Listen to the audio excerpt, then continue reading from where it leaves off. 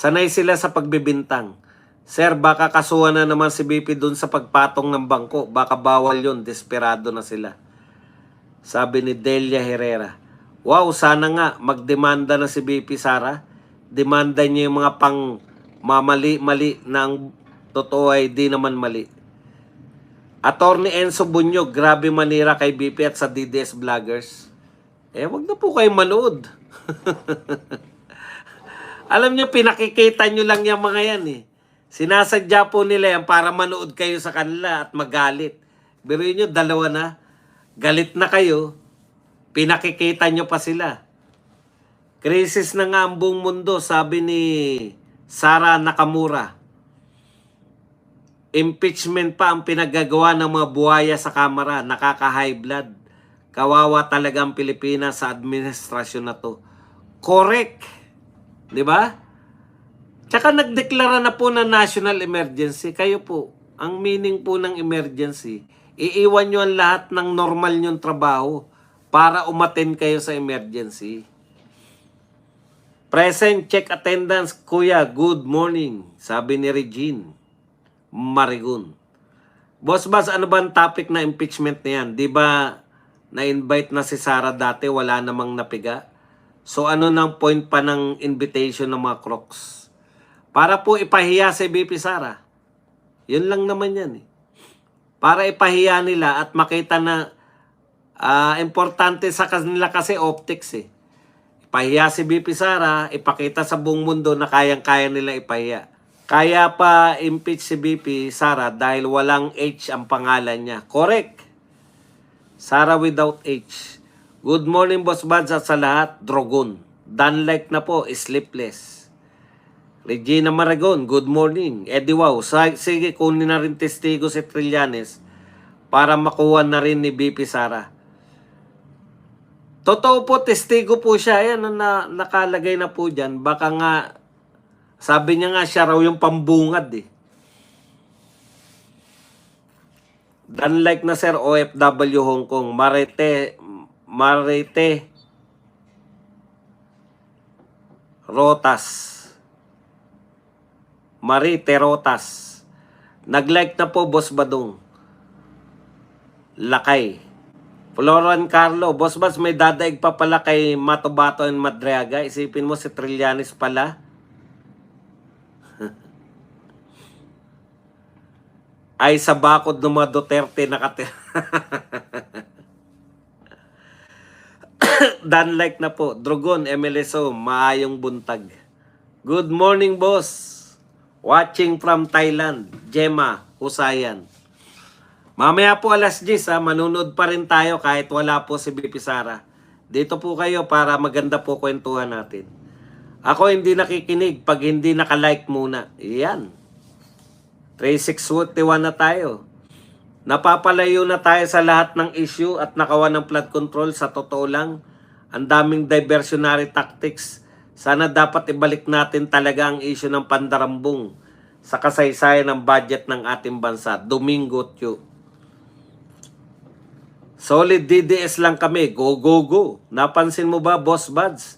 Sila Scanias at Mariaga, halos lahat ng events sa trabaho ni Tatay Digong at Sara ay pareha silang may partisipasyon. Halatang si Trillanes ang direktor. Alam niyo po, imposible po yun. Di ba? President po, Vice President po. Tapos lahat, kasama ka sa lahat. Hindi po. Hindi po ako naniniwala doon. Update ba, boss, nang nagsalita si BBM about sa mga teacher? Tapos mamaya ng konti tungkol na sa pansit yung sinasabi niya.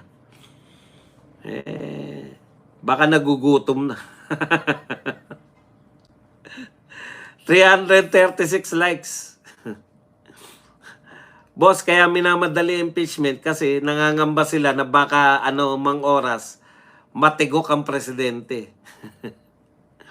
Tatay Badong, pormahang principal ka sa pampublikong universidad, Honorable Salvador Alites III. Hindi po. Nakatiwangwang lang to eh. Mga panloob ko sana to sa mga markana eh. Kaso hindi natin nagagamit. Gamitin na lang natin sa vlogs. Boss, kaya minamadali yan. State of emergency ni Marcos, mukha niya wala nakikinig sa kanya. Ate Regine Marigon, yan. Tambaloslos, si Boy Kugmo. Tago na lang kayo pag si Inday na ang makaupo dyan sa palasyo. Correct. Oy, may nagpakape. Uso pa po ang pakape. Gemma Husayan, thank you very much sa 179 THB. Ano ba yung THB? Maraming salamat sa iyo, Gemma Husayan. Napakahusay ng pagkakapakape mo. Buena mano. Pwede pa pong magpakape yung may mga pampakape. Dito na tayo kay Gemma Husayan. Tiway sa pakape, sabi ni Minandro. Panggatas, boss. Yun. Masarap yan. Ang paborito kong gatas, syempre, gatas ng ina. Oo nga pala, no? Teka, buko tayo, buko.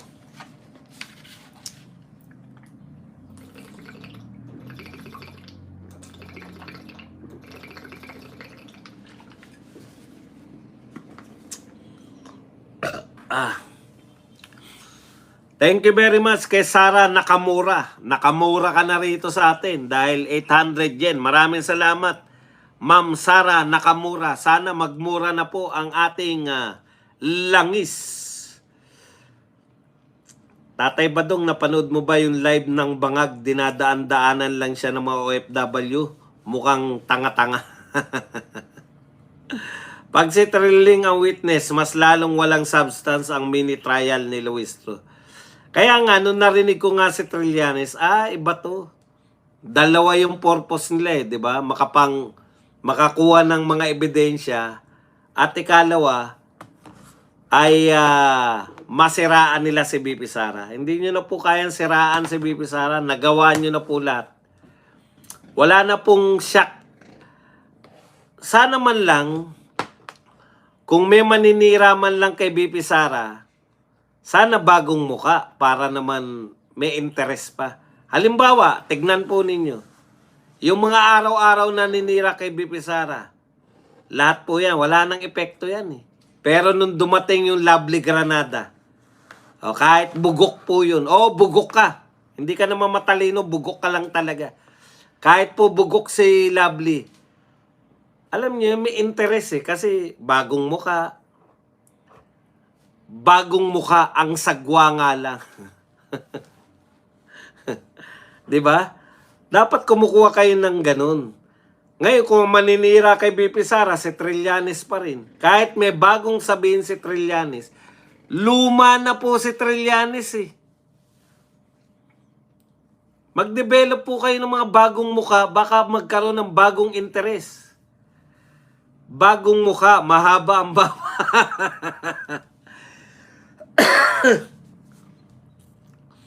Pero mananawa rin kami dyan. Mananawa din kayo dyan kay Lovely. Sinasamantalan na lang nila na siguro tatagal na 1 buwan, 2 buwan. At least may bago. Kung si Trillanes pa rin, makita pa lang ng mga tao, real talk po, makita pa lang na nagsasalita si Trillanes, lipat na kagad ng iba Wala na pong may interest. Kung may interest yan, di dapat nilagay ko sa pamagat yan. Hindi ba? Wala na pong may interest yan. Tapos yan pa rin ang inyong testigo. Kahit na po anong sabihin yan.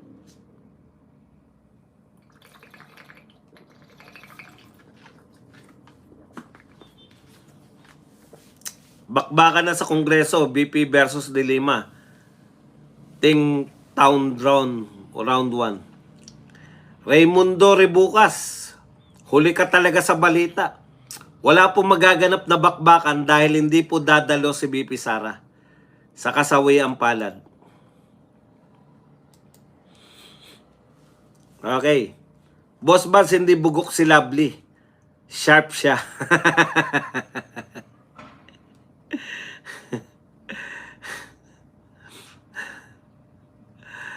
Tatay Badong, hindi ba nila kukunin si Models of Manila mag-opening statement? Hindi naman po kinukuha. Actually, hindi imbitado yun. Nagpunta lang dun Sila Billy mukhang alimasag na natakpan. Si Lovely mukhang alimasag na natakpan.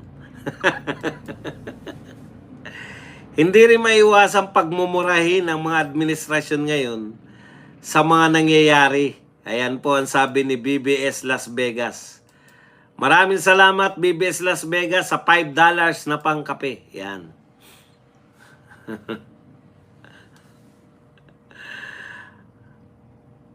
Basag din yan Lovely Encanto ang Eloy Burgis. Sara Nakamura. Boss Bats, hindi bugok si Lively. Sharp siya, sharp.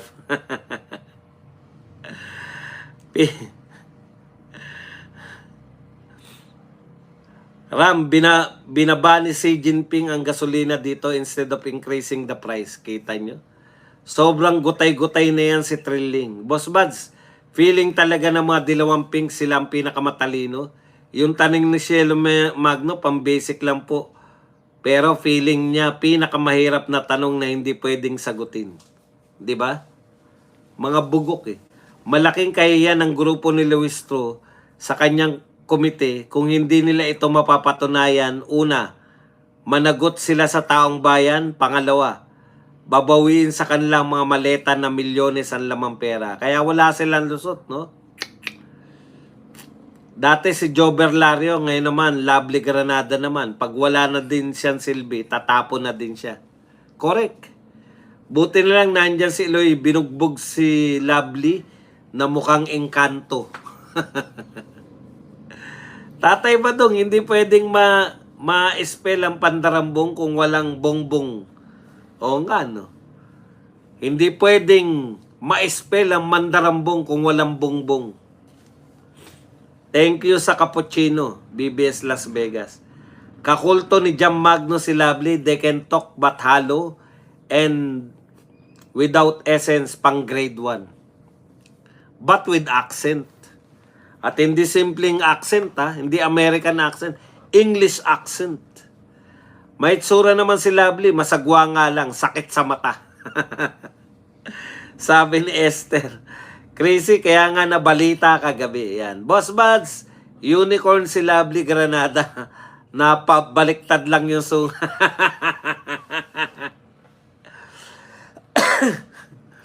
Drogon. Pleasant day from China territories. Kuratong baleling talaga. Ang layo naman sa itsura ni Lovely Granada kay Isabel. Layo talaga. Beauty talaga yun si Isabel Granada. Sara, wag mo sayangin ang binibigay na chance.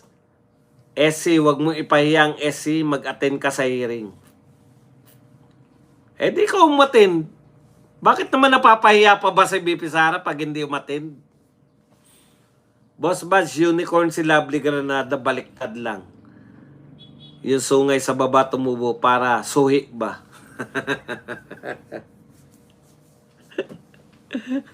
Suhi yung sungay. Boss, bakit parang mainit si Ligarda kay Garin? Yung iba hindi naman. Hindi natin alam kung baka may personal silang alitan. Boss Buds, may balak ba si BP Sara Duterte na umapila sa Supreme Court? Kasi yung sagot nung kanyang spokesperson eh. Teka, para magka-ideya kayo. Ito sagot eh. They are questioning the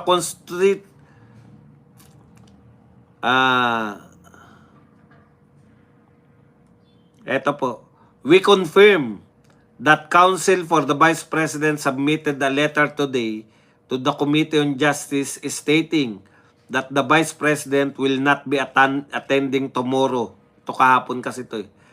In light of the constitutional objection raised therein. So meron pong constitutional objection na niraraise yung kampo ni Vice President. So lahat po ng usapin ng constitutionality, tanging Supreme Court lamang ang makakasagot. Boss, bakit pa? Ayan. Kaya, yun po yun. Hindi po nila sinasabi na aapila na sila ngayon o lalapit sila. Pero, tingin ko, kung nagko-question ng constitutionality yung kampo ni BP Sara, isa lang naman po makakasagot kung sa usapin ng constitutionality. Tanging Supreme Court lang. Krisis na nga ang Pilipinas, pamumuliti ka pa. Karapat-dapat ng buwagin ang Senado at Kongreso, puro pamumuliti ka na lang. At mag-isip kung paano makakapagnakaw ng kaba ng bayan. Buwagin na yan. KB, good morning. Lori Garcia. Crazy. Sisi, late na ako ngayon. Wala na din ang OT ko kagabi. Ang daming mga gandang Pilipina pero kakaibang itsura ni Lovely. Bakit parang nasa bugan ng missile?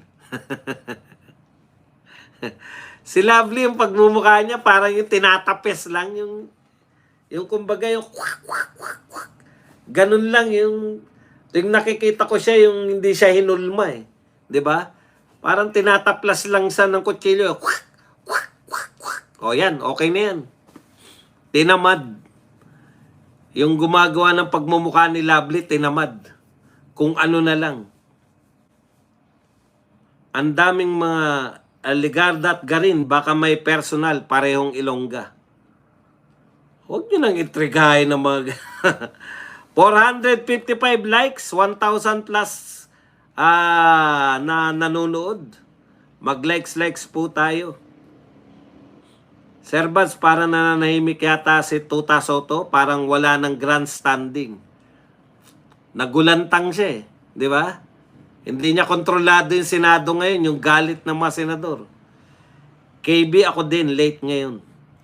Boss Baz, bobo din si Shelo Magno. Hindi raw nire-respeto ni BP yung mga kababaihan. Siya nga ang halos araw-araw binabanatan si BP. Babae din yun. Contradict yung salita niya. Alam niyo po yung mga ganyan, mga... sige nga, bakit hindi rin nila kinukundina sila... Arnold Clavio. Tapos ang political careers nila. Boss Bas, hindi na pag-usapan about sa Miles Long na nagkakaroon na daw ng bentahan. Magigising na lang, privatize na pala. In-announce po nila na ibebenta nila yan. Nag-announce po sila ng mga ibebenta. Kaya hindi na po tayo magtataka kung yan po ay naibenta na. O meron na. Ang problema natin dyan, sino ba nakakabili? Baka mga crony rin ni BBM ang mga bumibili. Talagang ginigisa tayo sa sarili nating mantika. Ang mas problema pa riyan, baka yung ipambibili dyan sa mga yan, galing din sa maleta.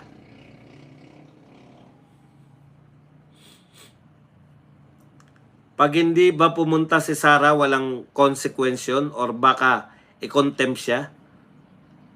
Karapatan po yun ni Vice President. Actually yan po, eto real talk tayo for the benefit lang po yan ng mga Committee of Justice members. Kasi, eto ang kanilang problema. Sabi nila, sufficient informed, sufficient in substance. Kung sufficient informed in substance, edi submit na nila sa ano? I-submit na nila sa plenary para magbotohan na kung may 1/3. Paano nila isasubmit? Wala ngang ebidensya. Nakita niyo yung ginawa nila? Sufficient informed in substance pero wala pang mga nakalahok na ebidensya. Sabi nga ng kampo ni BP Sara, ano sasagutin namin? Wala naman kayong binibigay na ano yung mga ebidensya nyo para masagot namin. Panay mga conclusion. Conclusion po, hindi po yun eh. Halimbawa po ng ebidensya dapat. Kunwari, pinagbintangan nila, hindi na po uso na ipatatanggal mo sa posisyon ng binoto ng 32 million, nasasabihin mo pa rin may anomalya sa kanyang paggasta ng kanyang confidential fund. Kinakailangan po yan, ang ebidensya mo dyan, ibinili niya ng mansyon yung, putya, kahit na, sa totoo lang po, magkano po ang mansyon? Billion. Wala pa pong billion yan eh. Lahat ng pera na yan, wala pang bilyon yan. Yung pinag-uusapan natin. Kahit nakawin pa lahat ni BP Sara, hindi pa makakabili ng bilyon. Sabi nga sa inyo, illogical eh. Alam nyo po yung mga leader, may pride po yan. Diba? Kaya nga ang payo, eto, natuklasan ko lang yung galit na sa akin yung mga boss ko eh. Meron ako natin na seminar. Ang sabi niya, pinakapayo niya, do not overshine your master. Wag na wag sa anumang pagtitipon. Wag na wag mong yung ako kasi parang hindi ko naman alam na ganun ang sitwasyon. Akala mo naman pag nagmagaling ka, may mga sinasabi ka, 'di ba? Kaya nung natutuo nga no,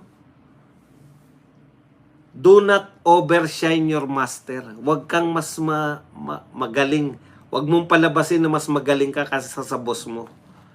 Kaya pala, bigla akong bumalik sa isip ko, kaya pala hindi ako mahal ng mga boss ko. Laging galit sa akin ng mga boss ko. Yun po yun. Paano na nga pala tayo napunta dyan? Bakit ko nga pala sinabi? Hindi ba pumunta si Sara walang consequential or wala ba kay contempt? Wala po. Yan po, para lang po yan sa benefit ng mga miyembro. Kaya sila nag-hearing para maliwanagan yung miyembro. Miyembro lang to ng Justice Committee ha. Kung sila ay boboto pabor o ibabasura nila impeachment. Para lang po yan for the benefit of Justice Committee members. Kaya nagsasagawa.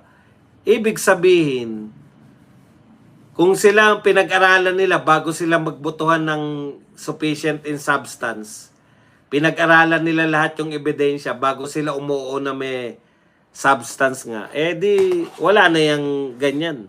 Di ba? Bagay si Lovely sa mga mot-mot and hotel. Taga-tupi ng kumot.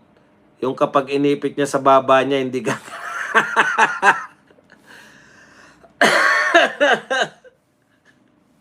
Walang iya ka, naisip mo ba yun? Pinagtatapat ang mukha ni Llamas, Risa at Lovely. Aba, parang family picture magkakamuka. Walang ebidensya o sobrang lakas na hindi kayang sagutin. Sige, total gusto mo ng ganyan na laban, Raimundo, 'di ba? Gusto mo na sige, ano ang ebidensya nila? Sige, magbigay ka ng isang ebidensya. Konkretong ebidensya na meron. Sabi namin wala eh. Sabi mo meron. Sobrang lakas. Sige, anong ebidensya nila na sobrang lakas? Isa lang. Kasi dito kasi pag sinabi namin, kaya namin patunayan. O total, kanina ka pa nanghihikayat na hindi totoo yung sinasabi ko. Sige, magbigay ka ng isang halimbawa ng malakas na ebidensya na hindi kayang sagutin ni BP Sara. Sige, isa lang. Isang malakas na ebidensya. Ebidensya, ay hintayin ko sagot mo. Dito kasi, bagamat opinion tong mga pinag-uusapan natin, nakabatay sa katotohanan yung opinion. Pag sinabi kong walang ebidensya, totoong walang ebidensya. Ikaw, sinasabi mo, malakas ang ebidensya. Halimbawa ng malakas na ebidensya. Huwag nang marami, isa lang. Sa lahat ng mga articles of impeachment, magbigay ka lang ng isang ebidensya. Kasi taon na nilang sinasabi na si BP Sara makasalanang tao eh. Taon na nilang sinasabi na magnanakaw si BP Sara. Magbigay ka ng isang ebidensya na patunay. O wag na yun, kahit hindi sa pagnanakaw, kahit saan. Nang masagot kita. Ganun po dito. Latagan ng katotohanan, hindi po, talaga? O baka naman hindi kaya sagutin. Hindi po kami sanay sa ganun. Dito po lahat kaya naming sagutin. Pag hindi namin kayang sagutin, sasabihin ko rin, hindi ko kayang sagutin yan. Isa lang, para mapagbigyan ka. Walang ebidensya, baka sobrang lakas. Sige nga, kahit na anong ebidensya lang. Sobrang lakas pala eh. Isa lang, magbigay lang kayo ng ebidensya. At nang masagot, at nang maunawaan mo naman kung anong pagkakaiba ng ebidensya at sa nasa utak mo. Iba yung nasa utak mo lang. Iba yung ebidensya. Okay? Rule number 1. The boss is always right. If the boss is wrong, back to rule number 1. O kaya, pati po yung pagkukorek sa boss, di ba? Natutunan ko rin yun. Huwag mo ikukorek yung boss mo ng maraming tao. Kasi hindi yan aamin. Pero ikorek mo yan ng dalawa lang kayo. Baka umuo pa sa'yo yan. Pero ikukorek mo yung boss mo ng sa harap ng ibang tao. Pucha, mahirap po yun. Rule number 1, the boss is always right. Yan. Boss Buds, bawal si Lovely sa mga airport carrying deadly weapon. Certified na sa COA, no anomaly sa DepEd. Alam ko isasagot niyan, Boss Buds. Hindi, yaan nyo siyang sumagot. Isa lang naman, di naman marami. Sabi niya, baka naman hindi masagot lang yung matinding ebidensya. Isa lang. Kasi naniniwala kayo na may kasalanan si Bibi Sara, isa lang. Magbigay ka lang ng isa. Wala naman, di ba? Kaya kasi naming sagutin dito eh. Dito kasi hindi bobo yung vlogger dito. Kung kayo po, sanay kayo manood sa mga bobong vlogger na bawal kontrahin dahil baka masaktan. Yung mga pinanonood nyo, ay, tatay nyong karton. Hehehe. Pati tawa, puta, pinipindot lang. Hindi sila matawa sa patawan nila eh. Yun, ang sanay kayo ng vlogger na gano'n. Tatay nyong karton, nakakulong pa rin. Eh. Si Lovely na mukhang loveless. Uwi ka na rin mundo, barado ka na. Sagutin niya yan, Boss Buds, may bagong ebidensya na naman daw si Chippy. Basag na daw si Piatos.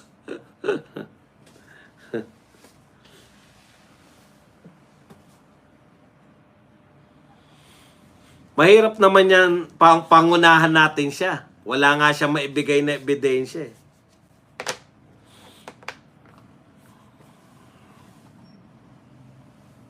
Wala na, hindi na sumagot, di ba?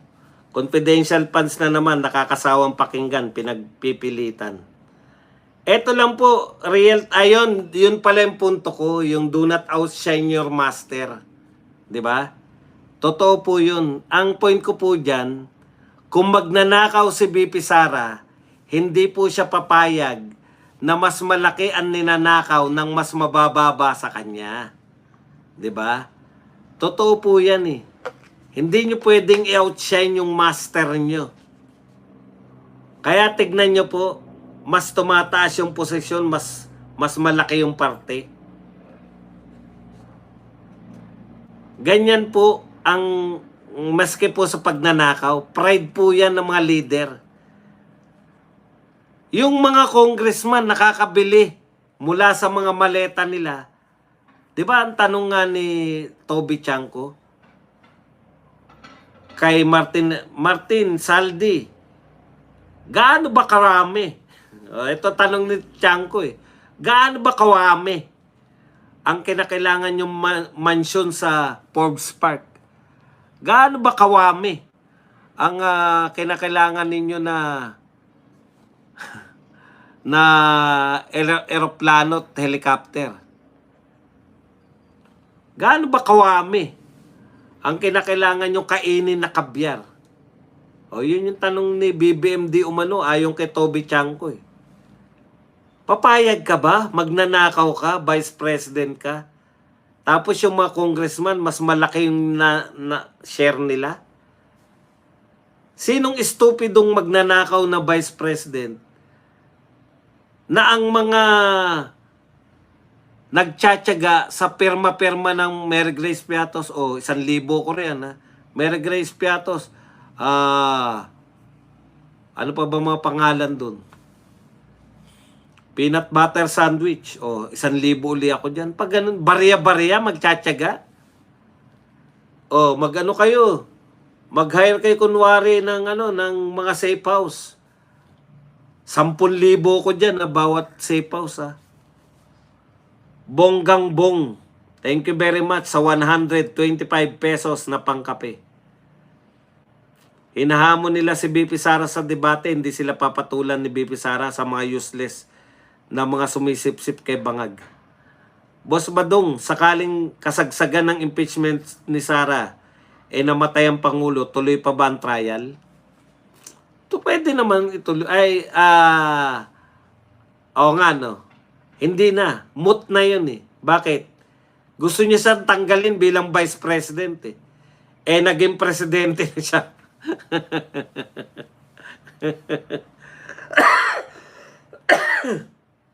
Ngayon, maghihintay kayo nang makagawa siya ng kasalanan bilang presidente, tsaka niyo siya tanggalin.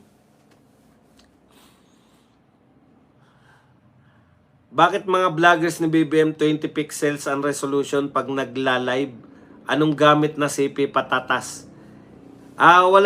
Drogon, wala akong ideya sa mga pixels.